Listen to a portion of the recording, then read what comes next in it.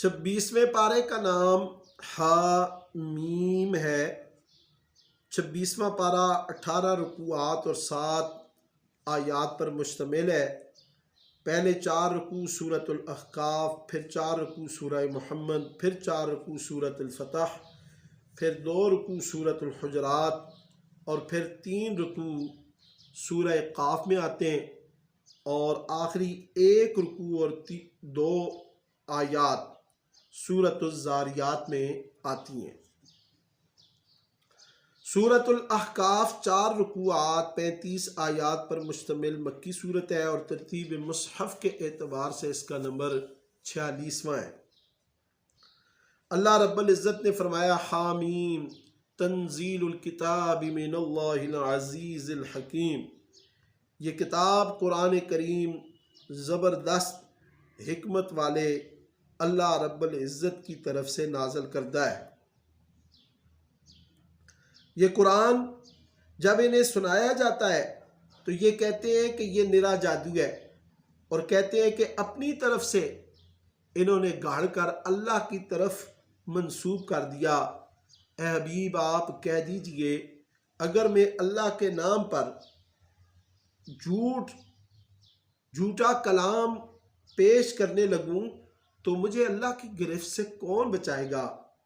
آپ کہہ دیجئے میں کوئی نیا رسول نہیں ہوں، میں تو وحی کی ان اتبع الا ما یوحی الیہ، میں تو وحی کی پیروی کرتا ہوں، وما انا الا نذیر مبین، اور میں کھلا ڈر سنانے والا ہوں۔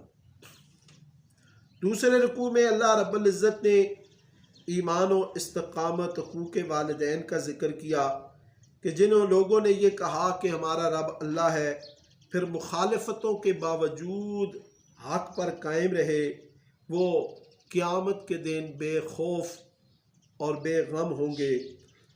ہم نے انسان کو والدین کے ساتھ حسن سلوک کا حکم دیا۔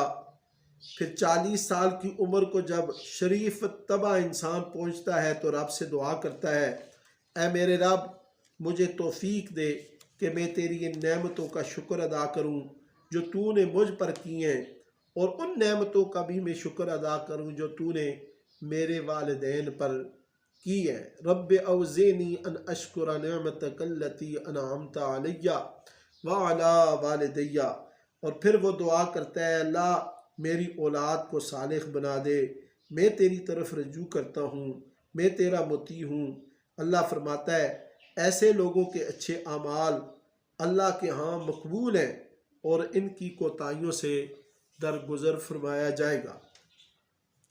تیسرے رکوع میں قوم عاد کی طرف حضرت ہود علیہ السلام کی تبلیغ کا ذکر ہے۔ اللہ نے فرمایا وَاذْكُرْ أَخَا عَادٍ، اے حبیب آپ ان کو حضرت ہود کا ذکر سنائیے جب انہوں نے اپنی قوم عاد کو خبردار کیا کہ اللہ کے ساتھ کسی کو عبادت میں شامل نہ کرو ورنہ تم پر عذاب آ جائے گا، تو انہوں نے حضرت ہود کی بات کو رد کیا، اللہ نے ان پر عذاب نازل کیا۔ آج ان کے مکانوں کے کھنڈرات کے سوا کچھ بھی نہیں ہے۔ تو یہ مکہ والے، یہ مشرکین مکہ، کفار مکہ کس کھیت کی مولی ہے کہ جب اللہ کا عذاب آئے گا تو یہ بچ جائیں گے۔ انہیں قوم عاد سے سبق لینا چاہیے۔ چوتھے رکوع میں اللہ رب العزت نے فرمایا کہ حبیب ان ارد گرد آبادیوں میں گھوم پھر کر ان لوگوں کو یہ پیغام پہنچا دے کہ پہلے کتنے ہی لوگ ہلاک ہوئے، جب وہ ان پر اللہ کا عذاب آیا تو وہ ان کے جھوٹے معبود ان کی مدد کے لیے نہ آئے۔ پھر اللہ رب العزت نے جنات کا ذکر کیا کہ قرآن سننے کا واقعہ، یہ جنات نبی علیہ السلام کے پاس آئے۔ اب اس میں حضور علیہ السلام اور آپ کے ساتھیوں کی تسلی کا سامان ہے کہ اگر مشرکین مکہ آپ کی نبوت اور رسالت پر ایمان نہیں لاتے تو اللہ کی دوسری مخلوق جن آپ کی نبوت اور رسالت کی تصدیق کرتی ہے۔ جب جنوں نے آپ سے قرآن سنا تو فوراً ایمان لے آئے اور اپنی قوم کی طرف وہ دائی اور مبلغ بن کر گئے، اور انہوں نے کہا کہ اے قوم، ہم نے اس دائی کی بات کو مان لیا ہے، جو ایمان لائے گا بخشا جائے گا، جو آپ پر ایمان نہیں لائے گا وہ اللہ کے عذاب سے نہیں بچ سکتا۔ پھر اللہ تعالیٰ نے زمین و آسمان کی پیدائش کا ذکر کیا کہ میں ان کو پیدا کرنے سے نہیں تھکا، تو یہ جو چھوٹی مخلوق انسان ہے زمین اور آسمان کے مقابلے میں، ہم ان کو دوبارہ پیدا کرنے سے بھی نہیں تھکیں گے، دوبارہ ضرور ان کو پیدا کیا جائے گا۔ پھر اللہ نے فرمایا فاصبر کما صبر اولو العزم من الرسل، اے حبیب آپ اولو العزم انبیاء اور رسل کی طرح ثابت قدمی کا مظاہرہ کرتے رہیں۔ پھر صورت محمد ہے، یہ 4 رکوعات 38 آیات پر مشتمل مدنی صورت ہے۔ ترتیب مصحف کے اعتبار سے صورت محمد کا نمبر 47واں ہے، اور اس صورت کی دوسری آیت میں سرکار دو عالم صلی اللہ علیہ وسلم کا نام نامی اس میں گرامی ہے، اسی مناسبت سے اس صورت کا نام صورت محمد رکھا گیا ہے۔ اللہ رب العزت نے فرمایا الذین کفروا وصدوا عن سبیل اللہ اضل اعمالہم، اللہ کے راستے سے روکنے والے کافروں کے اعمال ضائع ہو جاتے ہیں، اور اللہ کی راہ پر چلنے والے ایمان و اعمال صالحہ کرنے والے کامیابیوں سے ہمکنار ہوتے ہیں۔ پھر اللہ رب العزت نے فرمایا کافروں سے جب تمہارا مقابلہ ہو اے ایمان والو تو سستی مت دکھاؤ، راہ فرار مت اختیار کرو، ان کافروں کی گردنیں مارو، انہیں قتل کر دو۔ جب تم کفر کی شان اور شوکت کو توڑ چکو تو پھر ان کے باقی ماندہ لوگوں کو رسیوں میں جکڑ کر گرفتار کر لو۔ پھر تم مسلمانوں کی مصلحت کی پیش نظر اگر چاہو تو ان کے قیدیوں کو احسان کے طور پر رہا کر دو یا فدیہ لے لو، لیکن جو تمہارا ایم مقصد ہے وہ کفار کی جنگی قوت کو توڑنا، ان کی حربی صلاحیت کو ختم کرنا ہے۔ پھر اللہ رب العزت نے فرمایا یا ایھا الذین آمنوا ان تنصروا اللہ ینصرکم ویثبت اقدامکم، اے ایمان والو اگر تم اللہ کے دین کی مدد کرو گے تو اللہ تمہاری مدد فرمائے گا، تمہارے قدم جما دے گا۔ یاد رکھو مجرمین کا انجام بہت برا ہے۔ اللہ رب العزت ایمان والوں کا مددگار ہے اور کفار کا کوئی مددگار، کوئی مولا نہیں۔ ان اللہ مولا الذین آمنوا وان الکافرین لا مولا لہم۔ اگلے رکوع میں اللہ رب العزت نے فرمایا ان اللہ یدخل الذین آمنوا وعملوا الصالحات، بے شک وہ لوگ جو نیک عمل کرتے ہیں وہ اللہ کی عظیم نعمتوں والی جگہ جنت میں داخل ہوں گے، وہ جنت کے مستحق ہیں۔ کافر دنیا کی چند روزہ زندگی کے مزے لوٹ رہے ہیں، وَيَأْكُلُونَ كَمَا تَأْكُلُ الْأَنْعَامُ، وہ ایسے کھاتے ہیں جس طرح کے جانور کھاتے ہیں۔ پھر اللہ رب العزت نے جنت میں نہروں کا ذکر کیا، فیہا وَأَنْہَارٌ مِّن مَّاءٍ غَيْرِ آسِنٍ، ایسے پانی کی نہریں ہیں جو پانی کبھی باسی نہیں ہوگا، ایسے ہی دودھ کی نہریں ہیں جن کا ذائقہ کبھی خراب نہیں ہوگا، اور لذت دینے والا شراب اس کی نہریں ہیں لیکن عقل میں فطور نہیں آئے گا، اور ایسے صاف اور شفاف شہد کی نہریں ہیں جو ہمیشہ ہمیشہ جنتیوں کو میسر آئیں گی۔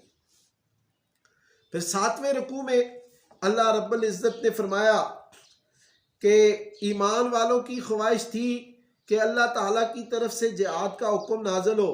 جب جہاد کا حکم اترا تو منافقوں پر موت کی غشی طاری ہونے لگی۔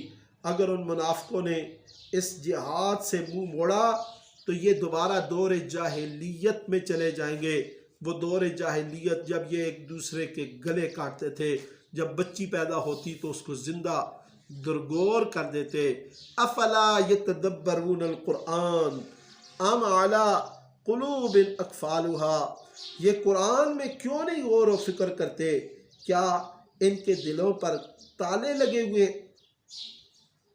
پھر 8ویں رکوع میں اللہ رب العزت نے منافقین کے دلوں کے کھوٹ کو ظاہر کیا کہ اللہ رب العزت کی مرضی یہ ہے کہ وہ نیک اور بد، مسلم، مومن اور منافق کو ایک دوسرے سے جدا کر دیں، کھرے کو کھوٹے سے، کھوٹے کو کھرے سے الگ کر دیں، مومن اور منافق کو مومن سے، مومن کو منافق سے الگ کر دینا، یہ اللہ کی سنت ہے، اور اللہ ان کو جس کی جو حقیقت ہے اسے ضرور ظاہر کرتا ہے۔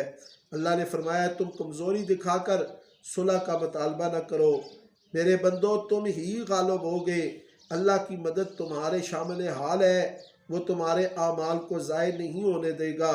لیکن اگر کافر صلح کی درخواست کریں تو تم اپنے مفاد میں اس کو دیکھ لو، اگر تمہارا مفاد ہے تو صلح کر لو، نہیں تو ان کے ساتھ جہاد کرتے رہو۔ جب جہاد کے لیے مال خرچ کرنے کا مطالبہ ہوتا تو یہ بخل کا مظاہرہ کرتے ہیں منافق، حالانکہ بخل سے وہ اپنا ہی نقصان کرتے ہیں۔ فَمِنْكُمْ مَنْ يَبْخَلْ وَمَنْ يَبْخَلْ فَإِنَّمَا يَبْخَلُ عَنْ نَفْسِهِ، بخل سے کوئی بھی شخص ہے وہ اپنا ہی نقصان کرتا ہے۔ وَاللَّهُ الْغَنِيُّ وَأَنْتُمُ الْفُقَرَاءُ، اللہ غنی ہے تم فقیر ہو۔ اگر اللہ کی احکام کی، دین کی تم تابع داری نہیں کرو گے تو اللہ کسی دوسری قوم کو لے آئے گا اور وہ تمہاری طرح سستی اور بخل کا مظاہرہ نہیں کرے گی، بلکہ اپنی زندگی پر اور زندگی کے اعمال پر اللہ کے دین کے احکام کو نافذ کرے گی، جہاد کرے گی اور جہاد کے ذریعے اللہ کے دین کو دنیا پر نافذ کرے گی۔ سورۃ الفتح یہ 4 رکوعات 29 آیات پر مشتمل مدنی صورت ہے۔ ترتیب مصحف کے اعتبار سے اس صورت کا نمبر 48واں ہے۔ اللہ رب العزت نے فرمایا انا فتحنا لک فتحا مبینا، اے نبی صلی اللہ علیہ وسلم ہم نے آپ کو کھلی فتح عطا فرمائی۔ صلح حدیبیہ کو رب تعالی نے فتح مبین قرار دیا ہے تاکہ اللہ تعالیٰ آپ پر ہجرت سے پہلے یا ہجرت کے بعد لگائے گئے الزامات کو دور کر دے، آپ پر اپنی نعمت کی تکمیل فرمائے، آپ کو کامیابی عطا کرے۔ حدیبیہ کے مقام پر اللہ نے مومنوں کے دلوں پر اطمینان نازل فرمایا اور ان کے ایمان میں اضافہ کیا، اور پھر اللہ رب العزت نے فرمایا انا ارسلناک شاہدا ومبشرا ونذیرا، اے حبیب ہم نے آپ کو گواہ، خوشخبری دینے والا، ڈر سنانے والا بنا کر بھیجا ہے۔ پھر اللہ رب العزت نے فرمایا ان الذین یبایعونک انما یبایعون اللہ، رسول اللہ کی بیعت یہ خود اللہ کے ساتھ بیعت ہے۔ جو نبی کی بیعت کر کے، جنہوں نے نبی علیہ السلام کی بیعت کی ہے انہوں نے اللہ ہی سے بیعت کی ہے۔ بیعت رضوان کے منظر کو اللہ رب العزت نے بیان کرتے ہوئے رسول اللہ صلی اللہ علیہ وسلم کے ہاتھ مبارک کو اپنا ہاتھ قرار دیا، اس لیے آپ کے ہاتھ پر بیعت در حقیقت اللہ ہی سے بیعت ہے۔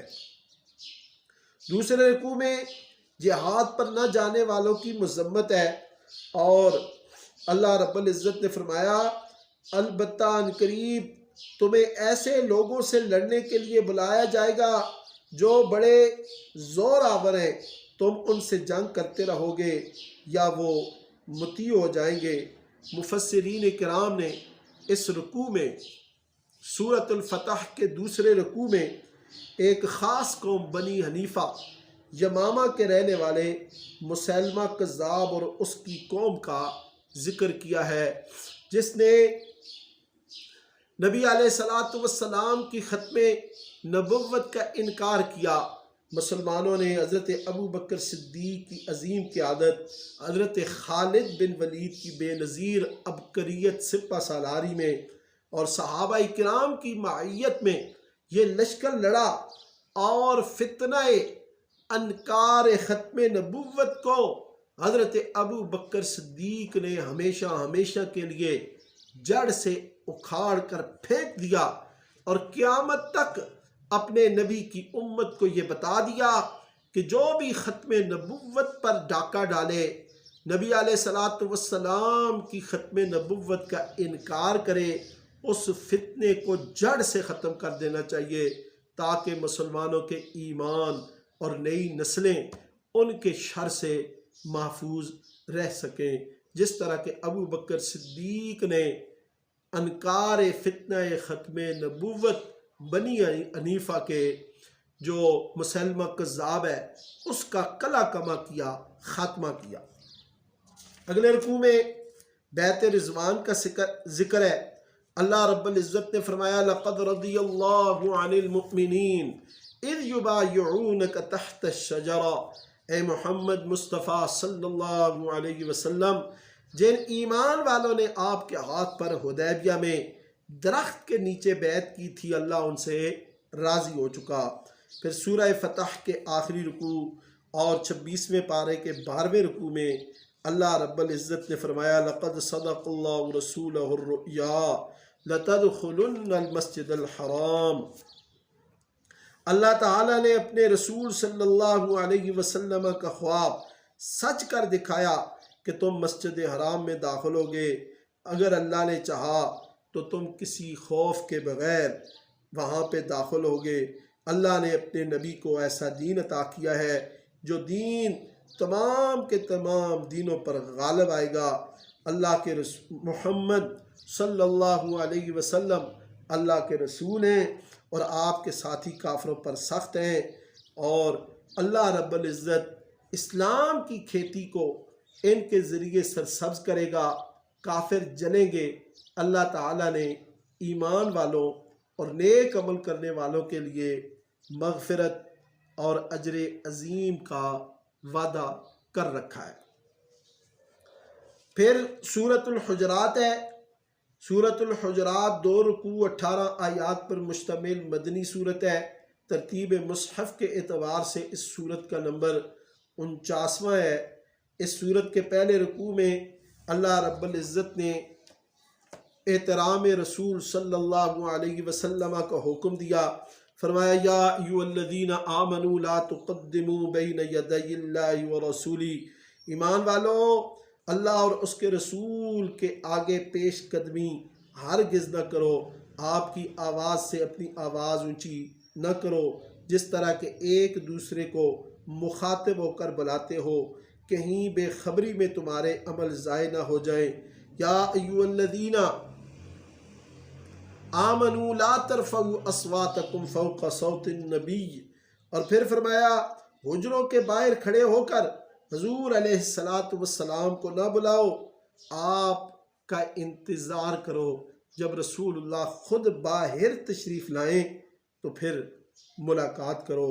اے ایمان والو، اگر تمہارے پاس کوئی فاسق، کوئی شخص خبر لے کر آئے تو تحقیق کے بغیر اس پر کارروائی نہ کرو، ورنہ تمہیں ندامت، پشیمانی ہوگی۔ پھر نبی علیہ السلام کی برکت کو واضح کیا کہ آپ کی برکت اور آپ کا تم میں موجود ہونا یہ ہے کہ اللہ تعالیٰ نے تمہارے لیے ایمان کو محبوب بنا دیا ہے، کفر کی نفرت تمہارے دلوں میں پیدا کر دی ہے۔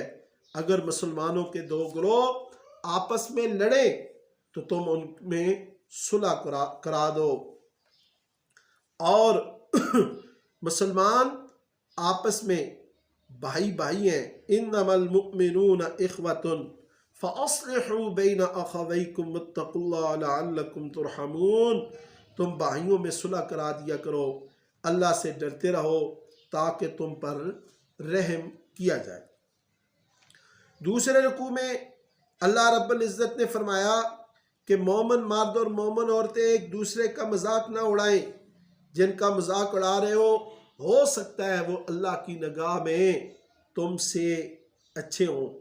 ایک دوسرے پر تان نہ کرو، برے ناموں سے ایک دوسرے کو یاد نہ کرو۔ وَلَا تَنَابَزُوا بِالْأَلْقَابِ، بدگمانی سے بچو، لوگوں کے عیوب کی جاسوسی نہ کرو، ایک دوسرے کی غیبت نہ کرو۔ مسلمان بھائی کی غیبت کرنا اپنے مردہ بھائی کے گوشت کھانے کے برابر ہے۔ لوگوں یاد رکھو، یہ ذاتیں، یہ قبیلے، یہ خاندان تمہارے تعارف، تمہاری پہچان کے لیے ہیں۔ اللہ کے نزدیک عزت اسی کی ہے، فضیلت اسی کی ہے، شان اسی کی ہے جو متقی اور پرہیزگار ہے۔ ان اکرمکم عند اللہ اتقاکم۔ پھر فرمایا دیہاتی کہتے ہیں قالت الاعراب آمنا، دیہاتی کہتے ہیں ہم ایمان لے آئے۔ ان سے کہو تم مسلمان ہوئے ہو، ابھی ایمان تمہارے دلوں میں داخل نہیں ہوا۔ ایمان والے وہ ہیں جو اللہ اور اس کے رسول پر ایمان لائے، پھر انہوں نے کوئی شک نہیں کیا جب اللہ اور ایمان اسلام نے ان سے مال اور جان کے ذریعہ سے جہاد کرنے کا مطالبہ کیا تو وہ مال اور جان سے جہاد میں مشغول ہو گئے، یہی سچے ہیں۔ اور یہ جو لوگ کہتے ہیں کہ ہم ایمان لائے، ہم نے احسان کیا، نہیں، ان کو اللہ نے ہدایت دی، اللہ نے ان پر احسان کیا ہے۔ بے شک اللہ آسمانوں زمینوں کے غیوب کو جانتا ہے، اور جو کچھ تم کرتے ہو اللہ اس کو بھی دیکھتا ہے۔ سورۃ قاف یہ 3 رکوعات 45 آیات پر مشتمل مکی صورت ہے۔ ترتیب مصحف کے اعتبار سے اس صورت کا نمبر 50واں ہے۔ سب سے پہلے اس رکوع میں اللہ رب العزت نے فرمایا قاف والقرآن المجید، قرآن مجید کی قسم کہ ان کافروں نے کسی معقول دلیل کی بنیاد پر آپ کا اے حبیب انکار نہیں کیا، بلکہ ان کو تعجب یہ ہے کہ ان ہی میں سے ایک ڈرانے والا کیسے آ گیا۔ پھر اللہ رب العزت نے فرمایا کہ قیامت ضرور قائم ہوگی، کافروں پر ہمارا ضرور عذاب آئے گا، وہ نہیں بچ سکیں گے۔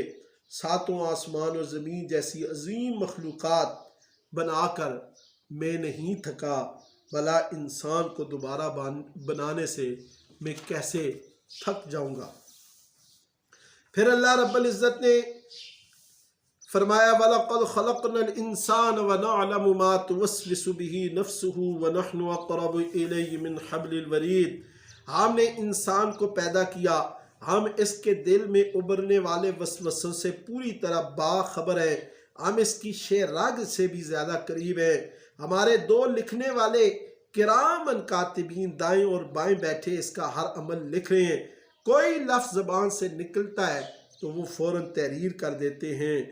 اور انسان کو ہم نے کھلم کھلا نہیں چھوڑا، پیدا کیا تو اس کی مکمل نگرانی ہے، اس کا ریکارڈ محفوظ ہے۔ اور پھر تیسرے رکوع میں اور سورہ قاف کے تیسرے رکوع میں اور 26ویں پارے کے 17ویں رکوع میں اللہ رب العزت نے فرمایا یوم نقول لجہنم حل امتلأت وتقول حل من مزید، اس دن ہم جہنم سے کہیں گے کہ اے جہنم کیا تو بھر گئی، تو وہ کہے گی کیا کچھ اور ہے، اے اللہ تیرے نافرمانوں پر مجھے بہت غصہ ہے اور بھی ڈال۔ وتقول حل من مزید، کیا اور بھی ہے۔ پھر سورۃ الزاریات ہے، سورۃ الزاریات 3 رکوعات 60 آیات چھوٹی چھوٹی آیات پر مشتمل مکی صورت ہے۔ ترتیب مصحف کے اعتبار سے اس کا نمبر 51 ہے۔ سب سے پہلے اللہ تعالیٰ نے مختلف قسمیں کھائیں اور قسمیں کھا کر بتایا کہ قیامت ضرور ظاہر ہوگی۔